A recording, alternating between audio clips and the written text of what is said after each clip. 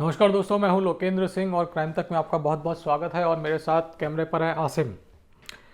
दिवाली से पहले अचानक मैं चला गया और आप लोगों को दिवाली के विशेष भी नहीं किए।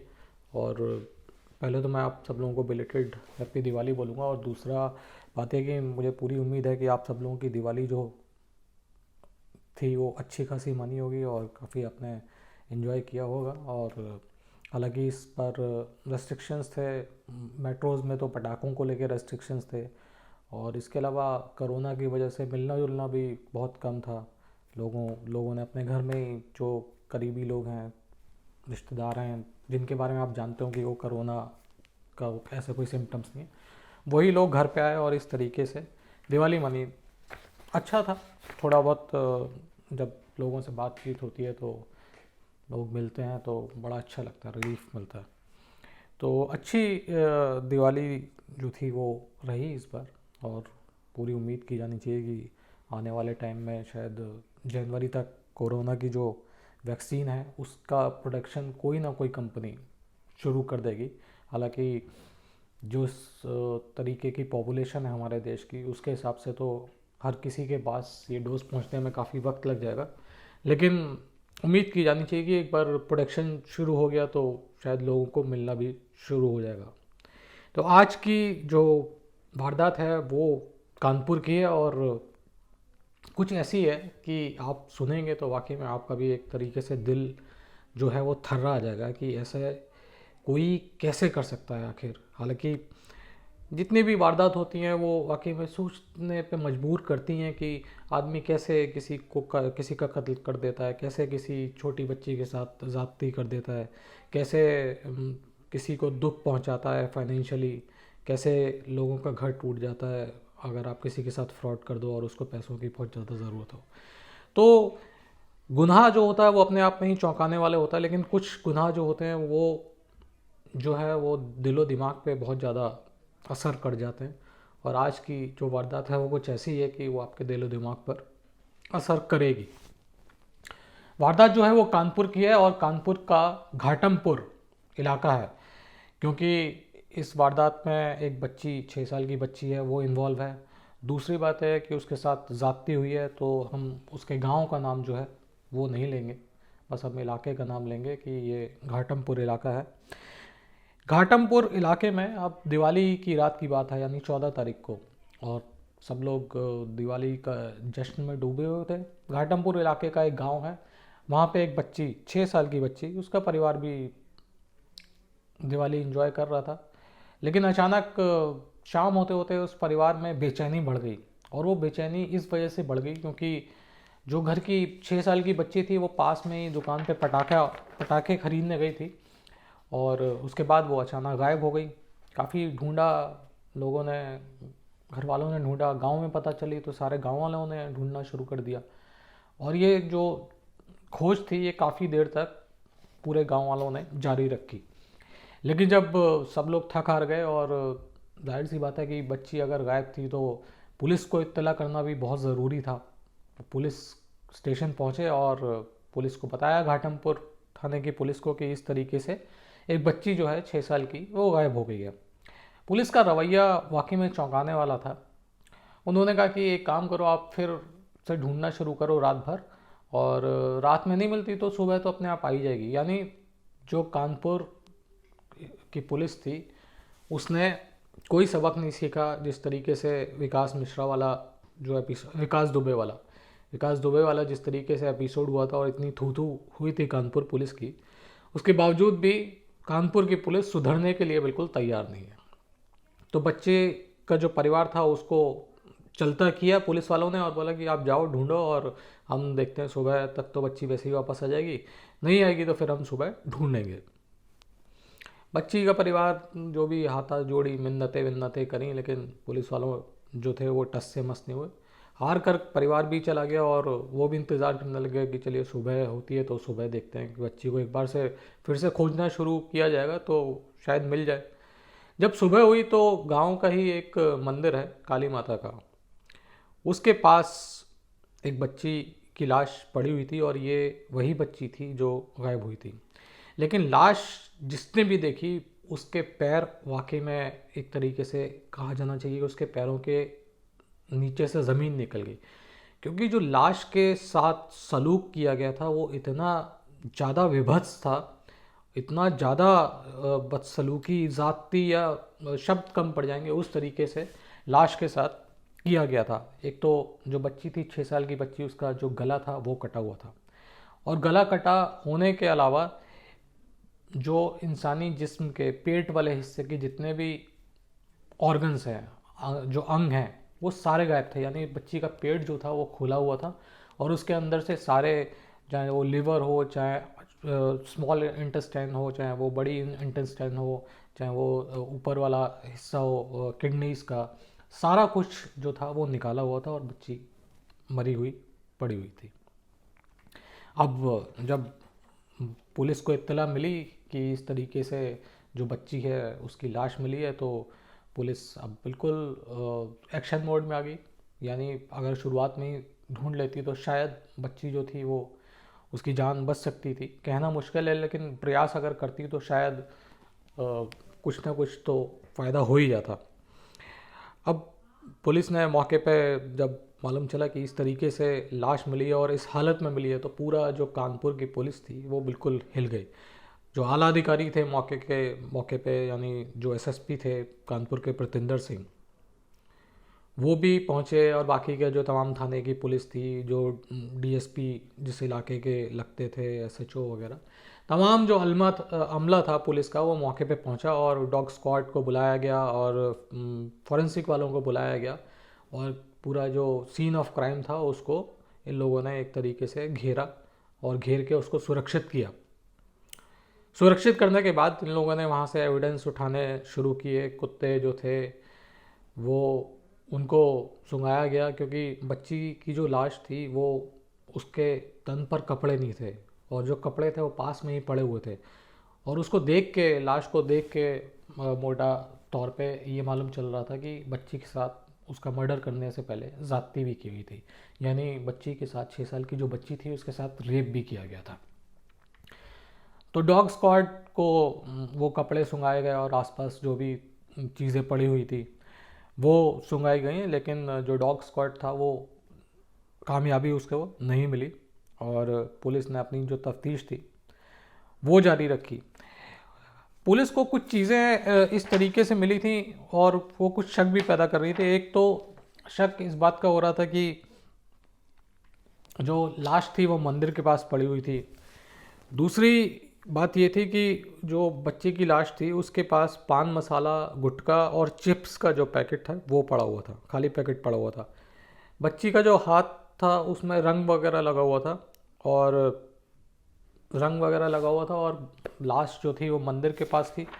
तो लग रहा था कि इसका कोई तांत्रिक विद्या से कनेक्शन हो सकता है, और उसकी सबसे बड़ी वजह ये भी थी कि जो लाश मिली थी वो दिवाली के दिन मिली थी, और आप जानते हैं कि दिवाली के दिन काफ़ी सारे लोग इस तरीके की तंत्र साधना में शामिल रहते हैं, करते हैं, और कई सारे लोग जो बली वली है वो चढ़ाते हैं। तो ये सारी चीज़ें पुलिस को लग रहा था कि कोई ना कोई कनेक्शन जो है वो तंत्र साधना के साथ हो सकता है। लेकिन यहाँ पर एक बात पुलिस को बड़ी अजीब लग रही थी कि अगर तंत्र साधना के लिए बच्ची को मारा गया तो बच्ची के साथ ज़्यादती क्यों की गई, क्योंकि तंत्र साधना और जो रेप है वो उसका मेल खाता नहीं है। हमेशा ये होता है कि अगर तंत्र साधना होती है तो लोग बलि दे देते हैं, इस तरीके की जो घिनौना अपराध है वो नहीं करते। हालांकि बलि देना भी घिनौना अपराध है, लेकिन इस तरीके की चीज़ें अक्सर नहीं हुआ करती। तो ये बात भी पुलिस को थोड़ी अजीब लग रही थी कि बच्ची के साथ ज़्यादती क्यों की गई। अगर पूरे मर्डर का कनेक्शन जो है वो तंत्र साधना से है तो बच्ची के साथ ज़्यादती क्यों की। अब सवाल क्या था? सवाल ये था कि क्या बच्ची की हत्या तंत्र मंत्र के चक्कर में हुई? अगर हुई तो किसने करी? गांव के किसी बंदे ने करी, या कोई अघोरी या तांत्रिक आया, या फिर पीड़ित परिवार की किसी से दुश्मनी थी उसने मार दिया? और इसके अलावा पुलिस के सामने सवाल ये था कि बच्ची आखिर अपने घर से जब जा रही थी तो गायब कैसे हुई? क्या कोई चश्मदीद था जिसने देखा था और बाकी जो चीज़ें जो पड़ी हुई थी आसपास, उससे पुलिस ने सुराग लगाना शुरू किया। और सबसे पहले पुलिस के पास जो सुराग के नाम पे चीज़ थी, बच्ची के कपड़े से कुछ मिला नहीं था, क्योंकि डॉग स्क्वाड को सुंघा लिया था वो लोग, ज़्यादा जो खोजी जो डॉग्स थे वो ज़्यादा पता कर नहीं पाए। लेकिन जो रैपर वगैरह पड़े थे चिप्स वगैरह के, वो पुलिस के पास एक महत्वपूर्ण सुराग था। और पुलिस को लगा कि हो ना हो गांव की कोई दुकान होगी जहां से ये चिप्स का पैकेट खरीदा गया हो। पुलिस पहुंची गांव के, जितने भी, छोटा सा गांव था, बहुत ज़्यादा बड़ा गांव भी नहीं था, जितने भी दुकानदार थे गांव के, उनको बताया गया, उनको दिखाया गया कि ये चिप्स का पैकेट तुम्हारे यहाँ से ख़रीदा गया। तो उनमें से एक दुकानदार ने वो जो चिप्स का पैकेट था उसको पहचान लिया और उसने ये बताया कि हाँ ये मेरे यहाँ से ही ख़रीदा गया। और दो लड़के जो थे, जिसमें से एक का नाम अंकुर कुरील था और दूसरा जो था उसका नाम बीरेन था। अंकुर की उम्र जो है 20 साल है और जो बीरेन है उसकी उम्र 31 साल है। दुकानदार ने बताया इन दोनों लड़कों ने हमारे यहाँ से ये चिप्स का पैकेट ख़रीदा था, और वो जो लड़के थे वो उसी गांव के रहने वाले थे जिस गांव की ये बच्ची थी। अब पुलिस ने पूरा जोर जो था इन दोनों को पकड़ने के लिए लगा दिया और 24 घंटे के अंदर पुलिस ने ये दोनों अंकुर और बीरेन को पकड़ लिया। और जब इन दोनों को पकड़ा तो पूछताछ हुई और इन लोगों ने अपना जुर्म भी कबूल कर लिया। और जुर्म जब इन्होंने कबूल किया तो इन्होंने बताया कि हम लोग शराब के नशे में थे और हमने ये बच्ची देखी तो हम इसको लेके चले गए। पहले इसको चिप्स के जो पैकेट है उससे ललचाया, और उसको ललचाने के बाद हम गांव का ही जो सुनसान और जंगली इलाका है वहाँ पे इसको लेके गए, और हम दोनों ने बारी बारी से इसके साथ रेप किया, और रेप करने के बाद इसका मर्डर कर दिया। यहाँ तक वो सारी बात मान रहे थे। लेकिन जब उनसे पूछा गया कि तुमने रेप किया, मर्डर किया, लेकिन ये जो पूरा जो बच्ची के अंदरूनी जो अंग थे, जो ऑर्गन्स थे, उनको क्यों निकाला, इस बात का जो जवाब था वो उनके पास नहीं था, और वो बात को बार बार घुमा रहे थे। लेकिन पुलिस को पूरा जो सच था वो जानना था, और सच जानने का, ऐसे लोगों का मुंह खुलवाने का तरीका भी आप जानते हैं। इनकी पिटाई वगैरह की गई तो इन्होंने फिर बताया कि जो कत्ल था वो इन्होंने किसी के इशारे पे किया था, और वो था उसी गांव का रहने वाला परशुराम और उसकी बीवी जिसका नाम था सुनैना। अब सुनैना और परशुराम जो थे उनको पुलिस ने पकड़ा और उनसे इंटरोगेशन करनी शुरू करी कि अब तुम बताओ कि तुमने क्यों एक तरीके से सुपारी दी थी, तुमने क्यों जो 6 साल की बच्ची थी उसको मरवाया। तो शुरुआत में इन लोगों ने पूछताछ में बताया परशुराम ने कि इसका जो भतीजा है जिसका नाम अंकुर है उसको इसने 500 रुपये, सोचिए एक बच्ची के कत्ल के लिए 500 रुपये उसने देने का वादा किया था, और इसका जो साथी है बीरेन उसको 1000 रुपये, यानी कत्ल की पूरी सुपारी केवल 1500 रुपये में परशुराम ने अपने भतीजे के साथ तय कर ली। और ये जो भतीजा था ये करता धरता कुछ था नहीं और नशा करता था, तो इसको लगा कि ये 1500 रुपये मिल जाएंगे, उसमें ठीक ठाक नशा हो जाएगा और नशा कर लेंगे।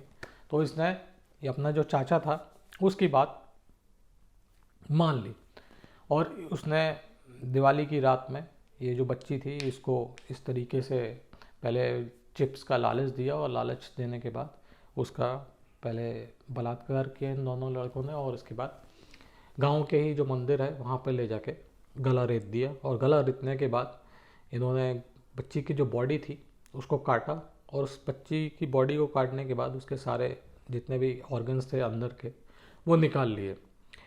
अब पुलिस ने पूछा कि इन ऑर्गन्स का तुम लोगों ने क्या किया और ऑर्गन्स क्यों निकाले, और इस बात का जो जवाब मांगा गया वो इन चारों से मांगा गया। चारों लोग गिरफ्त में थे, आमने सामने बैठाया गया, आमने सामने बैठा के इंटरोगेशन की गई।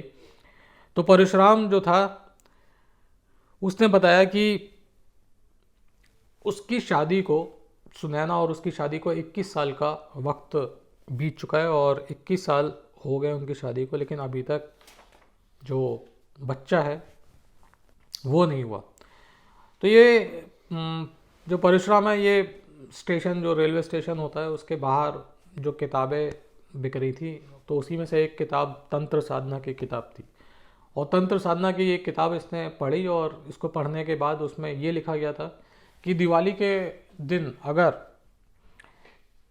जो महिला जिसके बच्चे पैदा नहीं हो रहे, अगर वो किसी बच्ची का कलेजा, कलेजा मीन्स लिवर खाती है, तो फिर वो माँ बन सकती है। और ये बात, ये जो परशुराम था, जो अनपढ़ टाइप का इंसान था, इसके दिमाग में इतनी ज़्यादा घर कर गई कि इसने बिल्कुल तय कर लिया कि मैं अपनी जो पत्नी है उसको बच्ची का कलेजा खिलाता हूँ, और फिर हम लोग बच्चे, भले कि हम लोगों के बच्चे हो जाएंगे। इस तरीके का विचार जो था इसके मन में आया। इसने अपनी पत्नी को भी बताया, और लेकिन उसके लिए फिर किसी ऐसे बंदे को पकड़ना था जो ये काम कर सके और उस पर शक भी ना जाए। तो इसने अपना जो भतीजा था अंकुर, उसको ये बात बताई, और उसने बोला कि तुम अगर इस तरीके से दिवाली पे ये सारी चीज़ें कर दो तो मैं तुम्हें पैसे दूंगा।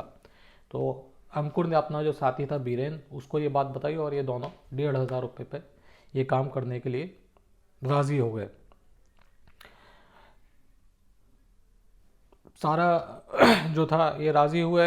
फिर वही बच्ची को इन लोगों ने उठाया, बलात्कार किया, और उसके बाद फिर बच्ची को मार दिया।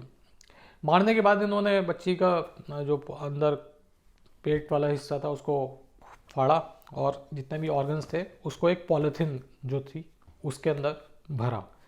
और पॉलीथीन क्योंकि इतने क्या बोलते हैं उसको, क्या बोलेंगे, पढ़े लिखे नहीं थे, अनपढ़ थे, या अनपढ़ भी क्या, मतलब कि गंवार टाइप के थे कि इनको तो ये तो नहीं मालूम कि कलेजा क्या होता है और ये सारी चीज़ें।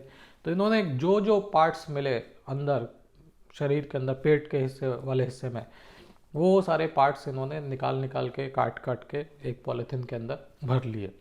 और ये पॉलीथीन लेके पहुंच गए अपने चाचा जो परशुराम था उसके पास, और परशुराम को इन लोगों ने ये पॉलीथीन दे दी। परशुराम ने अपनी बीवी को ये पॉलीथीन दी, और इसकी जो बीवी थी सुनैना, उसने जो कच्चा, जो बच्ची का कलेजा था उसको खा लिया, और खाने के बाद बाकी जो चीज़, जो ऑर्गन्स थे उनको डिस्पोज ऑफ कर दिया, इधर उधर फेंक दिया। अब पुलिस जो ऑर्गन्स हैं उनको रिकवर करने की कोशिश कर रही है।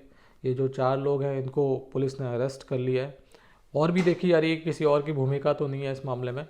लेकिन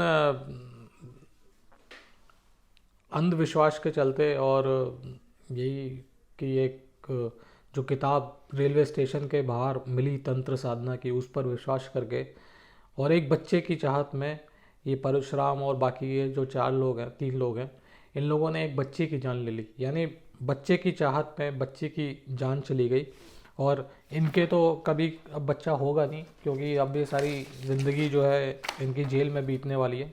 लेकिन एक परिवार की जो बच्ची थी हंसती खेलती, उसको, परिवार को भी इन लोगों ने एक तरीके से सूना कर दिया। और कितनी तकलीफ़ उन माँ बाप को हुई होगी जिनकी बच्ची का कत्ल हुआ है, और इस हालत में जो थी लाश मिली थी।